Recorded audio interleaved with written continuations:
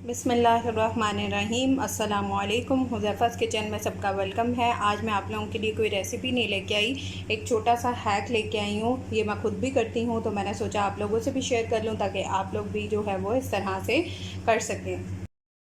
जी, तो जब हम रोटी बनाते हैं तो हमारा जो है वो सारा खुश्का जो है वो हमारी स्लैब पे गिर जाता है। तो उसके लिए जो है वो सबसे पहले हमने इसके नीचे कोई रुमाल या आप इसके नीचे कोई शीट भी बिछा सकते हैं। वो बिछा के आराम से आप अपनी रोटी को बेलेंगे। खुश्का गिरता भी है तो वो इसके ऊपर गिरेगा, इसको आराम से बाद में झाड़ के और इसको आप वॉश कर सकते हैं इजीली, ठीक है। और चकले के ऊपर जो है वो हम इसके ऊपर कुकिंग ऑयल लगा लें तो हमारी रोटी जो है वो चिपकती नहीं है। तो इस तरह से अगर आप रोटी रेडी करते हैं तो वो बिल्कुल भी नीचे मैस नहीं होगा, स्लैब भी आपकी नीट रहेगी। और ये हैक मैंने कहा आप लोगों से शेयर कर लूँ छोटा सा, तो अपना फीडबैक लाजमी दीजिएगा। इसी तरह छोटे मोटे